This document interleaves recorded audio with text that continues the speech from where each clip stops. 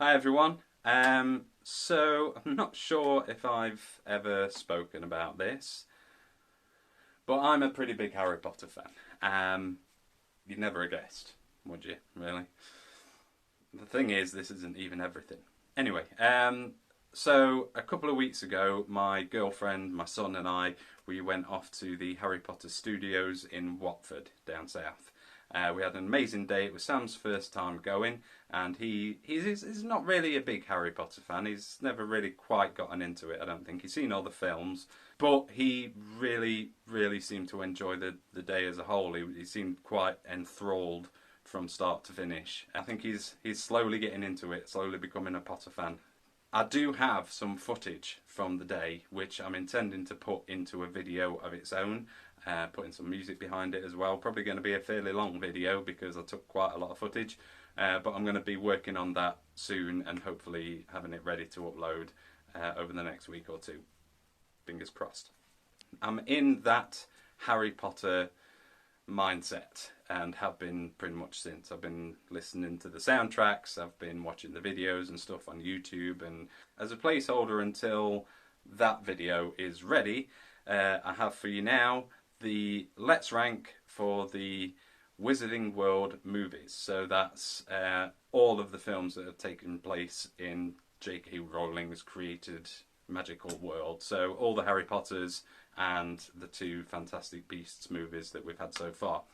As before, I'm going to be doing it in the order of least favourite to most favourite, because that's just what you do, isn't it? And so let's get started. So number 10, and my least favourite, and arguably I would say the only film in this entire series that I don't really like, is Fantastic Beasts: The Crimes of Grindelwald. There's a lot of good things about this movie. There's a lot of things to appreciate and a lot of things to enjoy. There's a lot of fan service in here. You get things like Nicholas Flamel makes an appearance, which is not really needed, but it was good to see him. You've got the great performances as well, I think, by pretty much all, if not all, the actors that are in it. Once again, Eddie Redmayne does a great job as Newt Scamander. Dan Fogel does another great job as Jacob. You've got obviously Johnny Depp as Grindelwald himself, great performance. You've got Jude Law as Dumbledore, who perfect casting in my opinion. Catherine Waterstone as Tina. She doesn't have as much to do in this film as she did in the first one, but she still makes a lot of what she does have and gives a great performance as well. And Alison Sudol, who seemed to have a bit more focus, I felt. Ezra Miller as Credence Barebone was, again, gave great performance, great casting, but did lead into probably my biggest problem with the movie, in that towards the end of the film, there's this revelation made about him. Spoiler alert, just in case you haven't seen it yet, although it's been out for a while, so whose fault is that? There's a revelation about him being part of the Dumbledore family. Get it from a perspective, it's like Grindelwald's giving him this information as kind of means to like maneuver him into a position to kill Dumbledore, because Grindelwald can't obviously do it himself. There is also an idea, a theory that a lot of people have, and I share it, that maybe it's not true and that he's just being told that to assist in that manipulation as well. I hope that it is just a part of the manipulation, let me put it that way. But there it is, there's Fantastic Beasts, the Crimes of Grindelwald at number 10, my least favourite. At number 9, you've got Fantastic Beasts and Where to Find Them.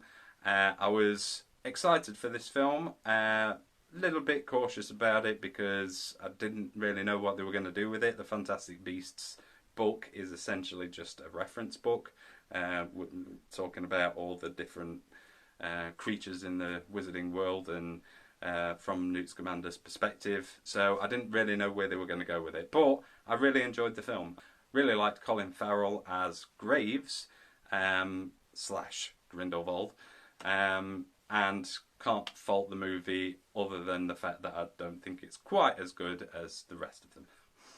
At number 8, you've got Harry Potter and the Philosopher's Stone. So this film, I think, probably suffered mainly because the cast were quite young, and that was it, really. The story is great. I mean, it follows the book quite well. Obviously, it misses a few things out.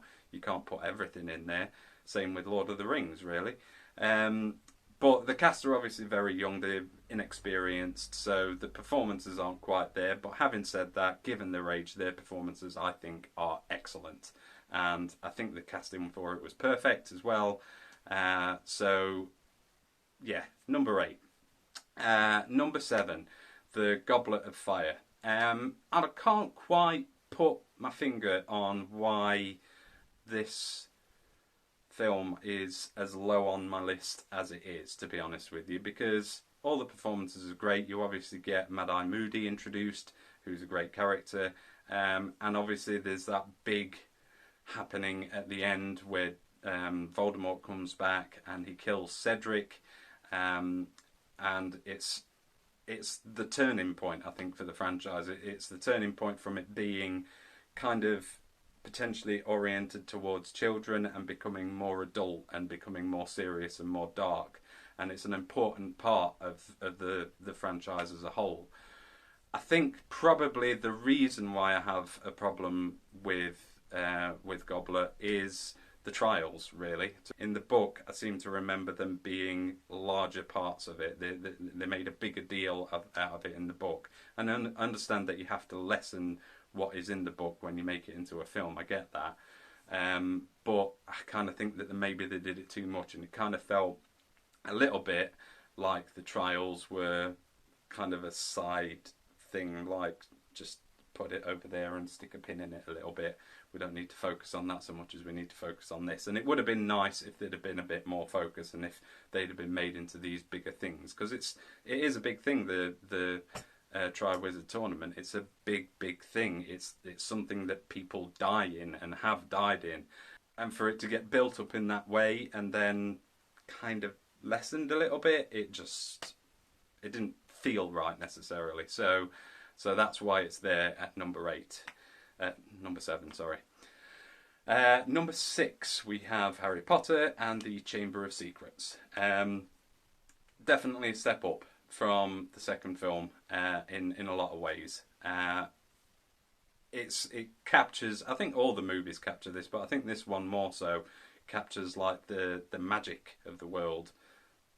Sounds odd because it's set in a magical world, but I think the actors, Daniel Radcliffe, Rupert Grint, Emma Watson, they got more about it. They were a bit more experienced. They learned a lot from what they did in the first film, and they brought more to this one about them seeing this huge magical world that they're now a part of, and it was really nice to see.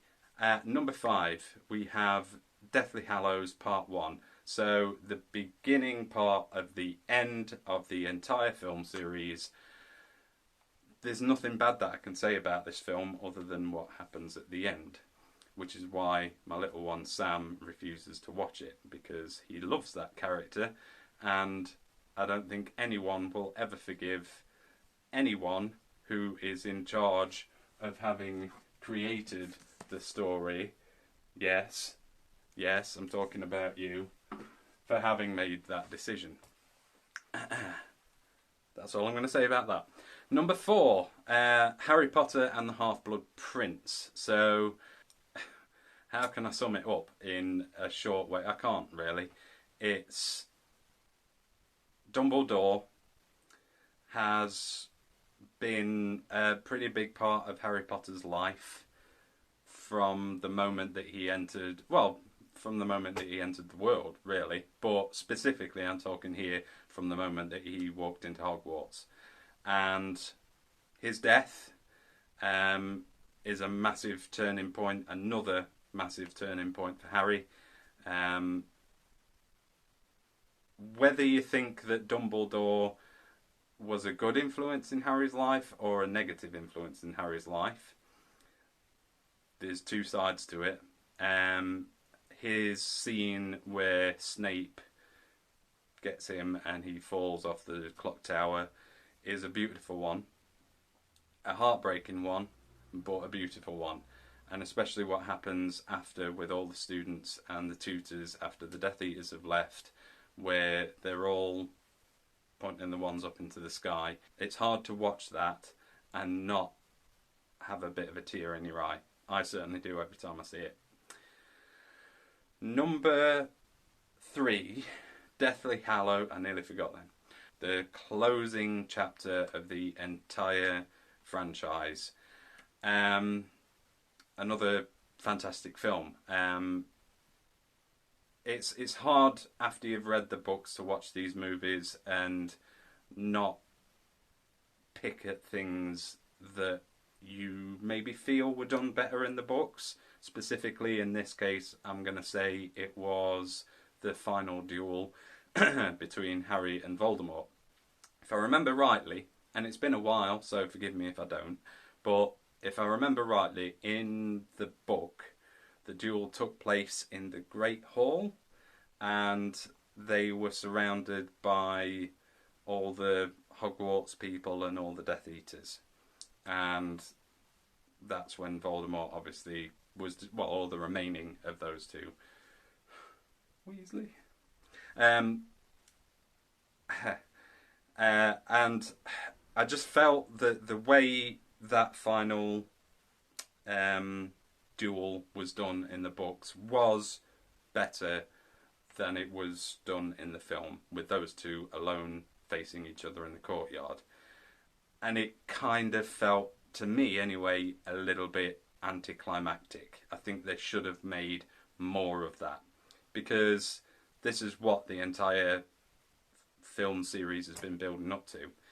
And to end on a, I'm going to say it, slightly disappointing note, anticlimactic certainly, it was a shame that they chose to do that, I think, and they should have stuck more to the books. But having said that, the rest of the film is excellent. Number 2, and just being pipped from the top spot, we have The Prisoner of Azkaban. Now, a lot of people, as far as I'm aware anyway, would describe The Prisoner of Azkaban, the book anyway, at least, and that's what I've heard people talking about anyway, as being their least favourite out of all the books. Not too sure why, but they would. To me, this movie introduces two characters that became and remained, even though they weren't really in it very much after this film, my favourite characters out of the entire, I would say, series, which are Remus Lupin and Sirius Black. I love those guys. I'm not sure if it's coming across, but the hair may be somewhat influenced by Sirius to a point. The reason why I love Lupin so much is because decent, good, honest human being who has this dark side to him that he cannot control. He's a werewolf, obviously. And you can see in his performance all throughout the film, you can just kind of see it in the back of his eyes that he's constantly terrified of what might happen when that moon rises and he makes the transformation, which at the end of this movie he actually does, and is narrowly averted from essentially killing Harry, Hermione, Ron and Snape, really. There's so much to like about Remus, and his death in the final film is one of, I would say, if not the most heartbreaking death. Certainly from the books. Less so from the films because you don't see him that much in it. But to me, because he's one of my favourites, it's hard not to feel heartbroken about that. So, and Sirius himself, look, Harry's not exactly had the greatest life. His parents were killed when he was a wee baby. He was left by the Wizarding World with his Muggle aunt and uncle and his Muggle cousin Dudley, who weren't very nice to him. Pretty much from the moment that they had him, really. There's been people arguing and theorising that maybe the reason why they were as nasty to him as they were is because he is one of Voldemort's Horcruxes, and Horcruxes have that kind of effect on people. You see it in Ron when he's carrying the Horcrux in the second to last film. I don't necessarily buy into that. There's a line of McGonagall's just before they drop Harry off at the Dursleys, where she describes them as being the worst kind of Muggles imaginable. So I would say it's more related to the fact that they are just crappy people, and they didn't want Harry to be dropped off. They resent Harry because he is essentially, or has the potential to be, more powerful and more important than they are, and because of that they treat him like crap. And I hate the Dursleys because of it. I love the performances of all the actors who play the Dursleys, but I hate the Dursleys because of it. And Sirius then comes along. Harry didn't even know that he had a godfather, and for the longest while the entire Wizarding world has considered Sirius to be a criminal. He was, in their eyes, a Voldemort supporter who killed his best friend, and Harry spends a lot of the film hating Sirius's guts. And it turns out at the end, actually, no, it was all mistaken. He wasn't guilty of any of it. He's actually one of the good guys.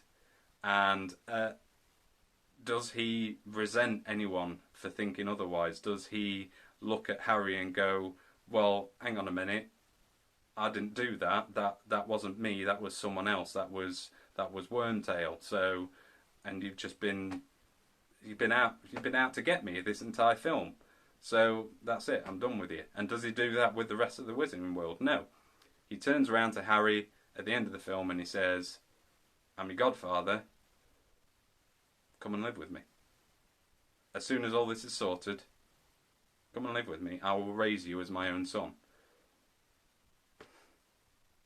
I mean, say what you want about his character when he was younger and he was with his friends bullying Severus Snape.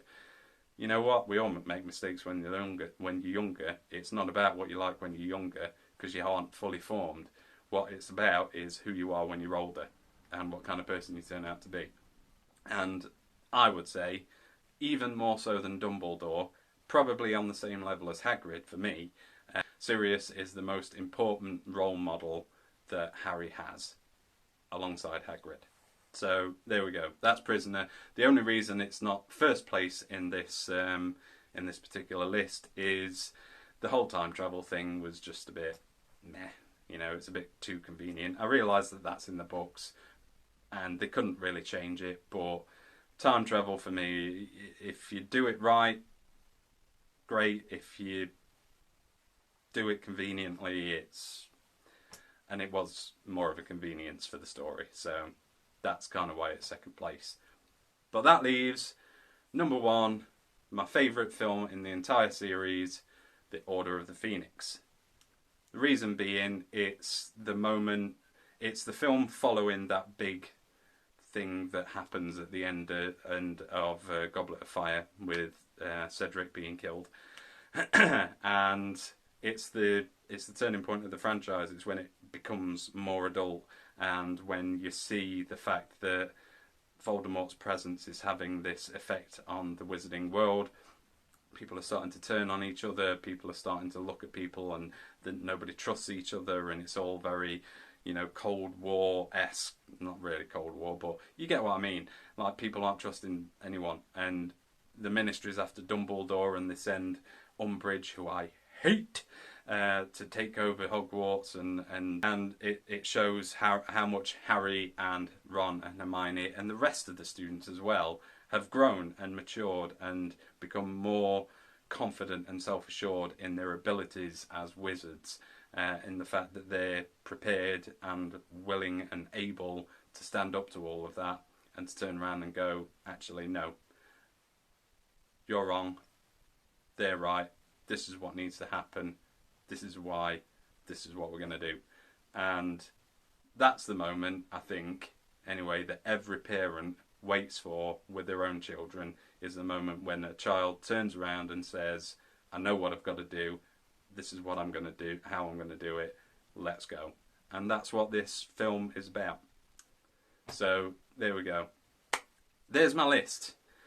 There's my list. So, sorry that this video's gone on a lot longer than I intended it to. I tried to keep it about 15 minutes, but I'm going to be editing it anyway, so probably all of this will get cut out. I don't really know why I'm saying it. How would you rank the Harry Potter Wizarding World movies? Let me know in the comments. If you've enjoyed this video and you're looking forward to future videos, drop me a subscribe, that would really help me out. Drop this video a like, that would really help me out as well. Once again, thank you for watching, and I'll see you next time. Bye bye.